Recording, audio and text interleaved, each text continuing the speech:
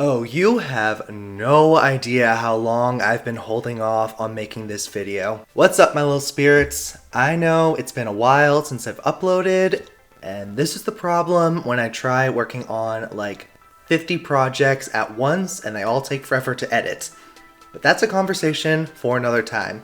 Anyways, our topic of interest today involves Bang Chan of Stray Kids and his now cancelled series called Chan's Room. I didn't really want to make a video on this, but given that Stays harassed me for weeks after the last time that I voiced my opinions on how Chan conducts himself in these lives, I feel almost obligated to do so. I mean, I'm allegedly always bashing on Chan, so let's stay true to our branding. So, what were Stays harassing me for? Approximately 6 months ago, Everglow made a community post to promote her upcoming video on the villainization of Wonyoung. In this post, she highlighted how Chan has made comments that were used to target Wonyoung, and his timing has just always been so bad when this happens. We'll discuss that later. I commented on how I perceive Chan to be lacking awareness when live streaming, in the sense that he seemingly forgets that he's not an average person. He's a celebrity with influence over his fans, and he doesn't seem to grasp that at times. I also mentioned how I was afraid that he would eventually say something that would result in negative repercussions towards him. Around 2 months later, the events I'm about to describe played out. Chan said something, people used it to attack Wonyoung, and Chan had to face all of the retaliation for the hate that Stays threw at her. So yeah, I told you so. I was right. I didn't want to be right, but I was. Maybe this fandom will learn something from this situation? Then again, they've had so many opportunities over the last 5 years and have failed to do so every single time. Yeah, I'm not going to be merciful in this video, and let me express it now before anyone gets the wrong idea. Whenever I use the term stays in the video, I am just referring to the toxic ones. I know that not all stays are toxic. I'm a stay myself, and there are so many amazing, funny, and caring people within this fandom. So if you don't partake in fan wars and bullying idols on Stray Kids' behalf, then just know that this doesn't apply to you. If you're getting offended by anything that I say about the fandom, maybe it's time to self-reflect as to whether or not you feel guilty of the transgressions I'm about to lay out. I'm sure that if this video gets a similar reception to my last video involving Chan, plenty of people will probably just comment and exit without even listening. So now that the toxic stays have taken their leave, let's be serious. When I say that I love and admire Chan, I mean it. I look up to him for his passions in music and exercise. I think he has one of the best vocal tones in K-pop, he's a solid rapper, and even with all the hype that he gets, I still don't believe that he truly receives the recognition he deserves for how talented he is as a producer.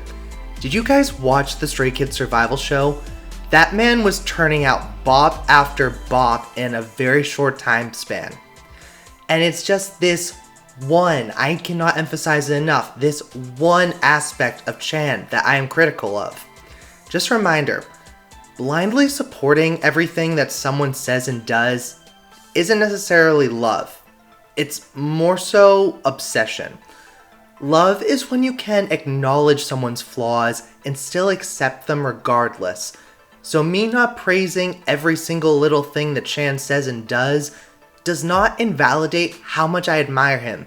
It means that sometimes I'm not always proud of his actions and can't condone them. I'm not going to act like a mindless zombie and pretend that he's a flawless god incapable of doing anything wrong. He's a person. And if fans want to cry about how idols aren't treated like real people, they should start by extending the same mentality to their faves. Just something to keep in mind as this video goes on. So what even happened? Let's start in the beginning. Chan's Room has been a continuous series where Chan will live stream for about an hour or so. These started on January 2nd of 2019 on the platform VLive. In October of 2022, VLive merged with Weverse and Chan switched platforms to YouTube, where the series continued until its conclusion. And this series has actually been a key part of Stray Kids' popularity. Many people in Stayville actually attribute finding the group to having done so after hearing about Chan's room. These streams were really fun and would consist of Chan discussing things like current events, hot topics, life advice, Stray Kids activities, and there would probably be some spoilers here and there. It was definitely a place of comfort for stays, where everyone could just relax and feel included in a community. But that community wasn't meant to last. On August 28th of 2023, footage from a meet and greet was posted online of a fan asking when the next episode would be. His response was, "I can't do Chan's room anymore." This sent the entirety of the Stay fandom into an angered panic. Can't? What did he mean that he can't? The way in which he worded things implied that someone or something was forbidding him from resuming the series that was believed by fans to have been on hiatus. There was only one party with the authority to prevent Chan from doing something that he loved so much: JYP Entertainment. For those that are unaware, JYP Entertainment is an entertainment company in South Korea that houses groups such as TWICE, ITZY, NMIXX, and Stray Kids. If you know anything about Chan's history as both a trainee and an idol, you'll know that the company has put him through a lot, and that is just such an understatement. So much so to the point where I personally believe that he's actually struggling with unresolved traumas, but obviously I'm not in the position to officially diagnose him with anything. But to say that his career as an idol has taken a toll on both his mental and physical health would be an understatement. So now this company that's put Chan through so much already is taking away one of the few outlets he had to escape from his burdens and enjoy some time with his fans. Stays were furious and sent protest trucks to the company. Chan would quickly take to Bubble to announce it was actually his decision to terminate the series, but Stays weren't having it. They retorted that this was most likely just Chan conducting damage control on behalf of the company, that his original statements at the meet and greet were the real scenario. I do find it a bit funny though how this is the same fandom that's always preaching that we believe Bang Chan and to take everything he says as some form of holy scripture essentially. That mentality is exactly what got us into this mess in the first place. Let's look at what Chan said that initiated the situation. He was conducting an episode of Chan's Room on May 14th of this year. Fans were asking about his experiences at Music Bank Paris. He was reminiscing on how fun the experience was and how great it felt to perform for everyone. But then he caught himself and things looked eerily familiar to a previous live stream. Chan started hesitating about how he didn't want to sound like a boomer for voicing some grievances. He still continued explaining his disappointments and how others would seem less than enthusiastic about greetings. He went into detail about how greetings are supposed to be a form of respect and of basic manners. In my honest opinion, there's nothing inherently wrong with that. Expressing a desire for professionalism and decorum isn't a crime. Chan shouldn't be faulted for wishing that people would be more energetic in greeting others. Then why is this even an issue? Well, this isn't the first time that Chan has shared these feelings. The reason why I mentioned this sounding familiar is because Chan had gone on a similar tangent in a livestream conducted back in August of 2022. This was after KCON, and he could not stop praising Cube Entertainment's newest girl group, Lightsum, for their greetings. He emphasized their bowing and how impressed he was compared to most younger people that he meets these days. This is where forces outside of Chan's control became apparent. You see, there's a third group amongst the fourth generation of K-pop that factors into our story, IVE. IVE debuted in December of 2021, with 2 out of the 6 members being formerly in the lineup of the now disbanded group IZ*ONE. Those 2 members are the group's leader, Yoojin, and the group's visual, Wonyoung. In recent years, Wonyoung has been unfairly targeted by K-pop stans. They accuse her of being a pick-me and getting preferential treatment in comparison to her groupmates. I won't go into detail about this because Everglobe actually already has made a video on that topic, which will be linked in the pinned comment, as all my resources always are. Just note that her aunties will jump at any opportunity to bash on her. Something she's been heavily criticized for is her bowing. It does deserve to be mentioned though that bowing is a staple part of Korean culture, so I've only seen international stans attacking her over this, whereas Korean stans always defend her. International stans are under the impression that one must bow to a full 90-degree angle for it to be considered enough. That uncultured mentality has been heavily contested, again, watch Cheryl's video, by Korean stans. But this is the narrative that her aunties have clung on to. So when Chan was describing those younger than him that were not bowing to his satisfaction, plenty of people jumped to the conclusion that he was shading Wonyoung. The problem with this? I've learned at KCON, and it was easy to brush this narrative off as just a reach and people really trying to stretch the truth to just hate on Wonyoung for no reason. They were grasping at straws because they couldn't handle Wonyoung being a talented, successful, and beautiful individual. But this was August of 2022, so why was this instance any different? I was actually at Music Bank during the same time as Stray Kids. Now, it became plausible to believe that Chan had actually interacted with Wonyoung and was trying to tell Stays that she was disrespectful, that these hypothetical interactions reignited this dialogue that he wanted to re-emphasize and express. Again, most of us had the critical thinking skills to comprehend that Chan was making a general statement and not referring to just one individual. But Toxic Stays and Wonyoung aunties rallied together to make a massive hate train against Wonyoung. They dragged the woman as if their lives depended on it. Dives and Chan aunties weren't going to take this without retaliation. They fired back at Chan and would not let this man get away with unleashing his rabid fans onto Wonyoung. It reached the point where Chan issued out a formal apology. Did this fix the problem? Of course not. Stays went to IVE's Instagram page and flooded the comments with hate against Wonyoung and blamed her for the hate against Chan that he had received during this time. There was no official announcement from JYP Entertainment, Stray Kids, or Chan, so it was assumed that Chan's room was simply on hiatus while the company deliberated over the future of the series. And the timing of this could not be worse. The livestream happened on May 14th, and Stray Kids had an album coming out on June 2nd. Now their leader was receiving hate because his words instigate hate towards the it girl of the fourth generation. Stray Kids already had a rocky relationship with the South Korean public because their visual Yoonjin was accused of bullying back in 2021, and for international fans who might not be aware of this, bullying is a much more serious offense in South Korea than it might be in places such as the United States. If you hear about someone being a bully, or often for female celebrities we'll hear, oh, she's a diva, it's kind of something that's so normalized that we just brush it off.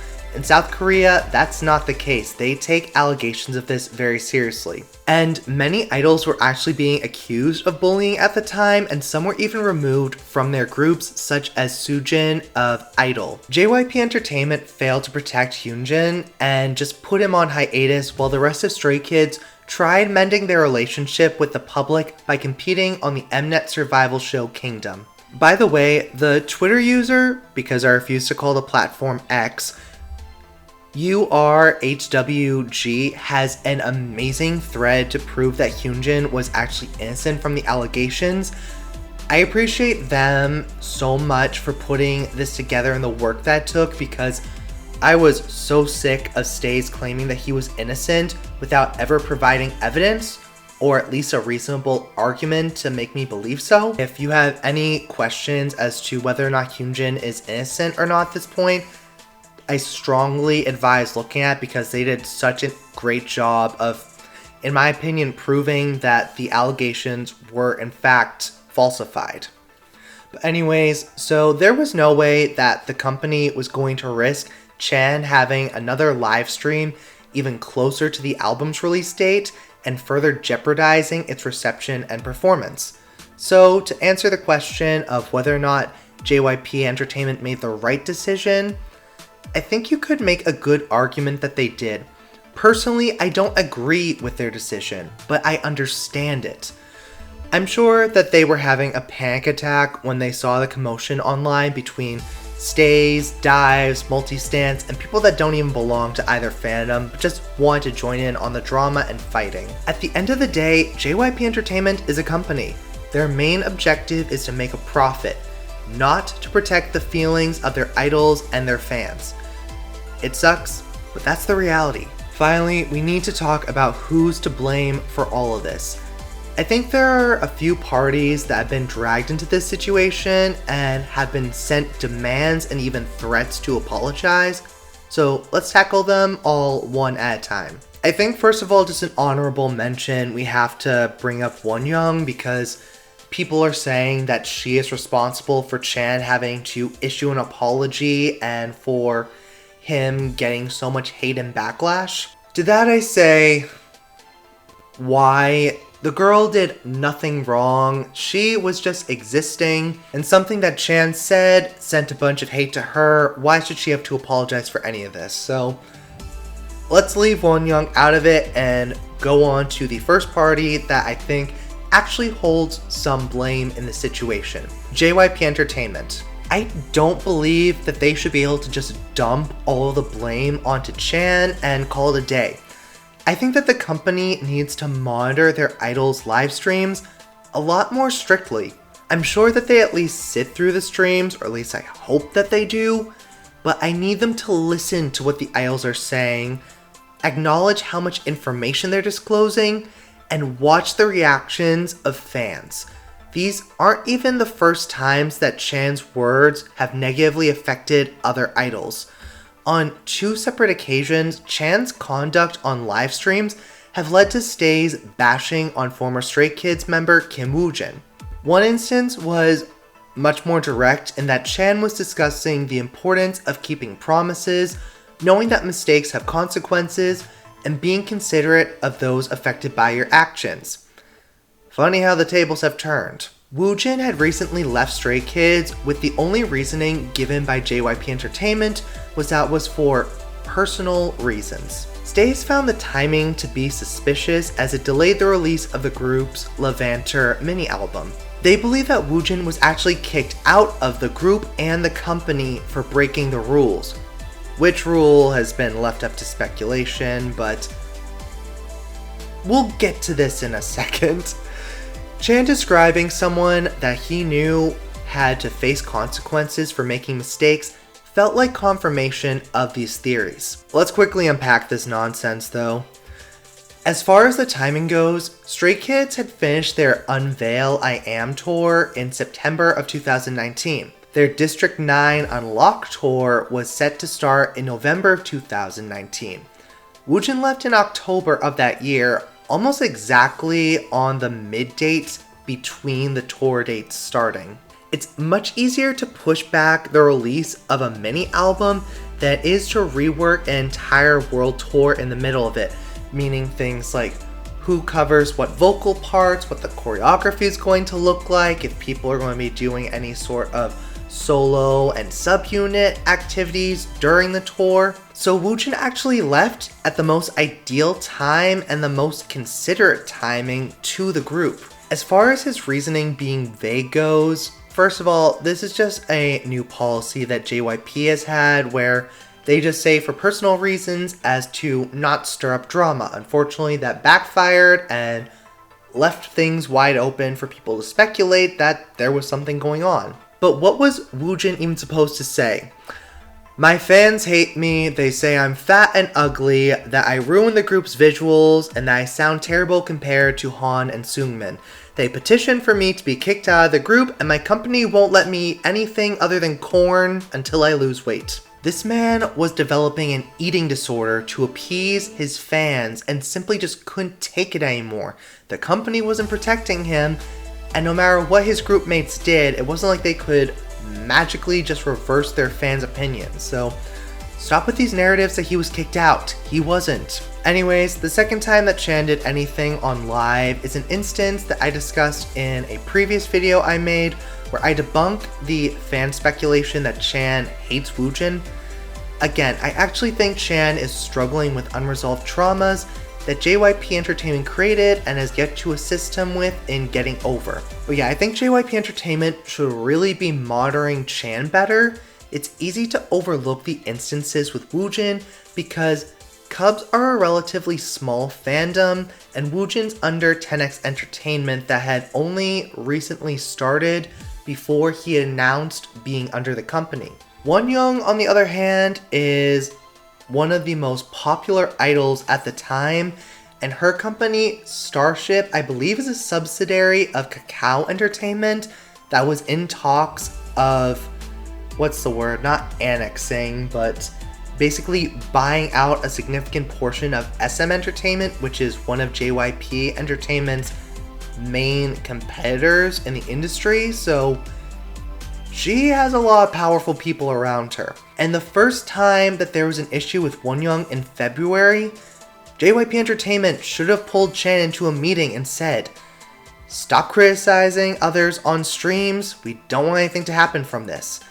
Maybe then things wouldn't have reached the point that they did in May. Also, the fact that they haven't kept fans updated is also an issue. They should have stated that Chan's room was cancelled from the get-go and have taken blame for it immediately. If it came with an official announcement that was co-signed by Chan, the company wouldn't have faced nearly the same level of backlash, much less having protest trucks sent to it, compared to what they got from a fan video being recorded and distributed from a meet and greet. I definitely don't think that JYP handled themselves well in this situation. But then again, as far as Stray Kids are concerned, JYP Entertainment has never handled themselves well, and it's usually led to negative things happening to the group. This group has had an ongoing issue for the past few months of people threatening to take laser pointers to concerts, and there are actually videos that fans posted showing the laser points on the skin of the members very close to their eyes because the intention has been to blind the members. JYP Entertainment has done absolutely nothing about this. Protect Stray Kids, especially because I've seen mostly Lino and Felix being targeted by this. You people need to up security and protect your artists. I don't know what else to tell you.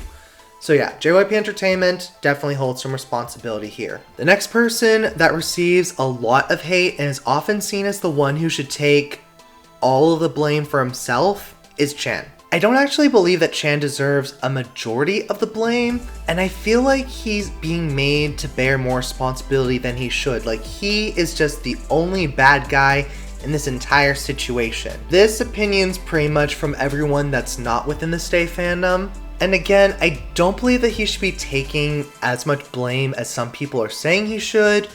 But with that being said, with great power comes great responsibility. It's no overstatement to say that Chan is arguably one of the most influential idols in the industry as the leader of one of the most popular and successful groups in the fourth generation.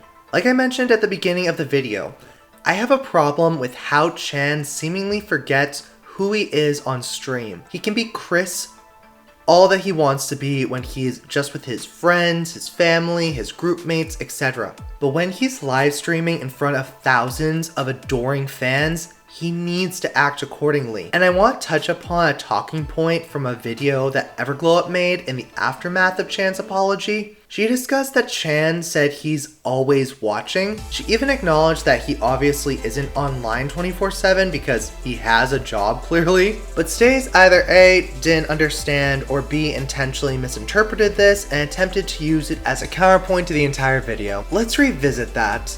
Just like Cheryl, I don't think Chan spends all of his time online, but I do think he's more aware of what's going on, especially in Stayville, than we give him credit for. There's a running joke that Stray Kids are always aware of things happening within the Stay fandom and that they are aware of jokes amongst the fandom, memes, trending topics, etc. And sometimes their posts on social media platforms will reflect that. I find it a little difficult to say that Chan is 100% oblivious to the more toxic side of this fandom and the atrocious behavior that they embody at times. So I do believe that Chan shouldn't be absolved of blame 100%, and I was originally ready to say that Chan shouldn't be blamed nearly as much as he was until this past week happened. What'd Chan say? I can't do Chan's room. This man has learned nothing. I was rooting for you! We were all rooting for you! How dare you! He could have implemented more tact and said something like, I've decided to retire Chan's room for the time being. That implies that 1, it was his own decision, and 2, there was potential for Chan's room to return in the future. Again, at a time that he decides would be a good time. What did he do instead? He threw JYP Entertainment under the bus, made himself out to be the victim, and it led to Stays attacking the company. And then he tried to cover it up with his message on Bubble, but like I said earlier, fans just were not buying it. People show you who they are the first time. I believe Michelle Obama said something to that note. Chan is honest to a fault. He wouldn't have said that he couldn't continue the series unless he wasn't allowed to. And that just shows me that he still doesn't get it. Stays are not his friends, they're not his family, they're not his therapist. They are his fans, and they need to be treated like so, and he needs to be more diplomatic in how he addresses his interactions with them. If he just speaks to them in such a casual manner, and I'm not talking about casual versus honorifics, I'm talking about just casuals in disclosing whatever he's feeling at the moment, just his unfiltered opinions, it's going to get him into further trouble. And I don't want to see that happening because personally, I believe he's put a target on his back with this situation. Now people see him as the guy that is just so holier than thou when it comes to bowing and greetings. And I am so afraid of what's going to happen if, heaven forbid, he either doesn't quote unquote bow enough to someone, or let's say he walks by someone or someone bows to him and he's not looking, not paying attention, doesn't notice, and he neglects to bow in return to them. Oh, the internet's gonna have a field day with him, and he has been through enough as it is. I don't want to see him getting bashed more for something so, I don't even know what the right word is for this, minute. So yeah, I think Chan both does hold some responsibility, and more importantly than that, he needs to be responsible for learning from this situation and applying what he learns towards his future interactions with Stays in hopes that it somehow avoids reigniting a situation like this in the future. And now we're going to take a quick detour to unpack all the arguments made to defend this man. First, so many people say that he has freedom of speech. No, he does not. Neither South Korea nor Australia explicitly have laws granting that right to their citizens. And also, freedom of speech means that the government can't silence you from speaking out against it. It doesn't mean that you are immune from facing consequences. And that's the issue. Chan said something and there were consequences. He did not criticize the government and the government didn't try to silence him. He criticized bowing and that received a negative reaction from, again, dives, Wonyoung stands, Chan antis, just random people that want to get in on the fighting. I need American and Canadian Stays to stop imposing their laws onto other countries. That's not a universal right. Not everyone has your level of privilege. Also, anytime that Chan being honest and expressing himself is brought up under a negative light and criticized, people will make the immature rebuttal of, well, I guess you just don't think K-pop idols should be able to say whatever they want and they should all be silenced. And that's not even close to the truth. I would love it if all idols could be upfront and honest about their lives and their feelings, what they're going through, etc. But you know who isn't ready for that? Their fans. That ties me into another point. People bring up idols like Kiho of P1 Harmony and Bumon, who's under FM Entertainment, for being able to live stream and say whatever they want for the most part, and be like, there's such a double standard that they can say whatever they want, but if Chan does, then it's a problem. The double standard is there because other idols don't have fandoms that will take their faves' words and use them to attack other idols. It's the same thing with K-tubers. Have you watched a video by like Nabicore and then seen a bunch of people proclaiming we're Nabicore stans and because she said this we're gonna attack you? I have never seen that. If you have, then fine, it must exist, but I personally have not seen people using that for other idols or for K-tubers aside from Bang Chan. That is why this double standard exists. So yeah, I think it's time that we rip the bandage off. The final party that shares, in my opinion, the majority of the blame is Chan's own fandom, Stays. I have seen so many Stays failing to take accountability for the fandom as a whole and their actions as individuals. Many of which were trying to say that no Stays were involved in the situation at all. Let me ask you this.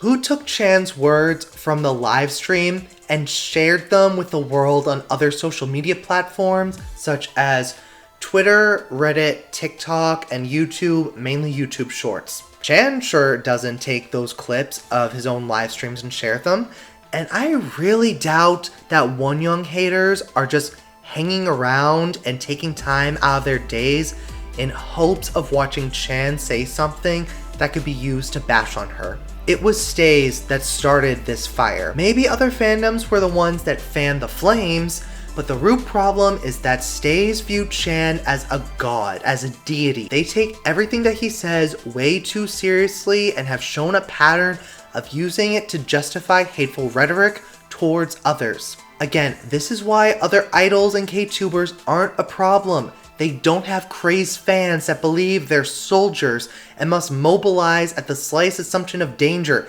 Even armies don't act like this most of the time. And they have a reputation of taking what RM says in a very similar vein to how Stays treat what Bang Chan says. I truly don't believe that Chan was in the wrong for desiring more respect from his peers and his juniors. If he had just aired his grievances without anything coming from the situation, then we wouldn't even be having this discussion. But that's not what happened. Stays took his words, manipulated them to fit a narrative they wanted.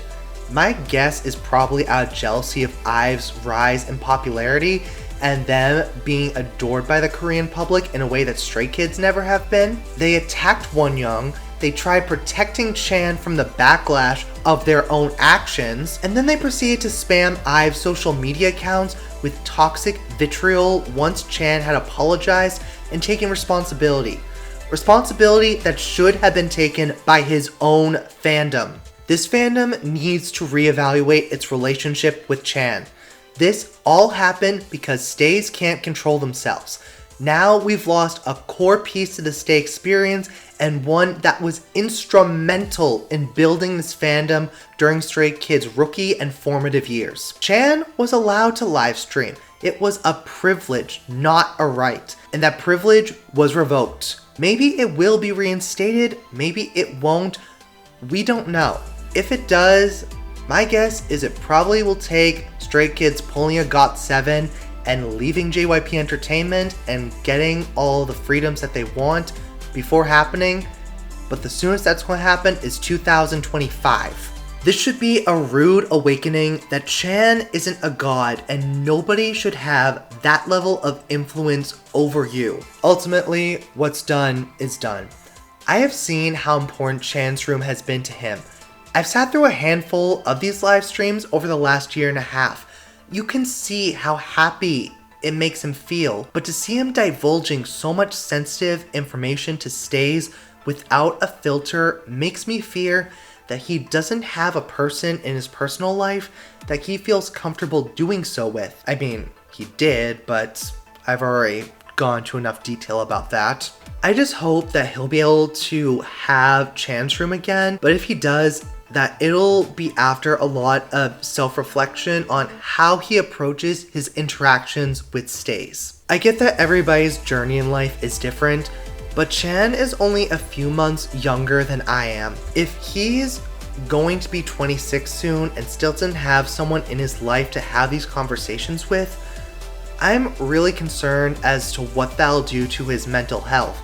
Speaking from personal experience, having people in my life that I know I can go to and have these conversations with about these more, what's the word I'm looking for, polarizing opinions and even darker topics, it has definitely saved my mental health a lot.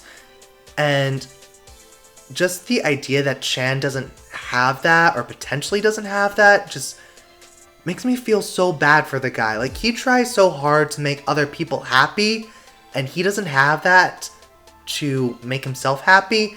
And I know I said that I wouldn't talk about this, but what sucks is that he had a pillar of support that he could rely on and was dependable. And that pillar of support was bullied out of the group by the same fandom that swears to love him. Like, how can you say that you care about Chan and his mental health, and then you act this way? You use his words to hate other people. You attack the people in his life that truly love and care about him to the point where it's impossible to be around him because his fans act this way. Just how can you say that you care about Chan and you do this? I just hope that he's okay, since he's had to go so long without a crucial piece of what keeps him sane in the industry. In an industry that's obviously taken a toll on him. An industry that he's still giving a lot to, because not only did they release the 5-star album, they have been still touring, they've been releasing music videos, they just had a collaboration with Lisa, who, by the way, that is just one of the best releases of this year. Please go watch that. Like, this man just does not take any rests. And I just hope that he's okay. Anyways, let's wrap things up. Those are my thoughts. What do you all think about this situation? Was I being too strict or too lenient with any of the parties involved? Let me know. And quick reminder, since clearly not everyone got the message last time, this channel is not a platform for bashing on Chan. Just like in my last video about him, I'm going to be deleting any comments that I see being toxic towards him, and that also includes towards Wonyoung, Stray Kids, IVE, K-tubers, commenters, people in general. If you want to be toxic towards JYP though, by all means, be my guest, because again, I am just done with them and their neglect of Stray Kids, especially with these attempted assaults with the laser pointers. Like, how is it that fans are making all this noise and you could potentially be losing your artists and you won't do anything? Like, if y'all want to send all the hate you want towards JYP Entertainment, not saying necessarily I'm condoning it, but I'm not going to stop you. But yeah, what's it going to take for this company to actually do its job? Anyways, that's all I have left to say. Stay happy, stay healthy, stay hydrated, and I will see you all next time, whenever that may be, because we all know that I do nothing better than procrastinate. Anyways, love you all. Thank you for taking your time to listen to me ramble about this topic, and yeah, hope to see you again later. Peace out.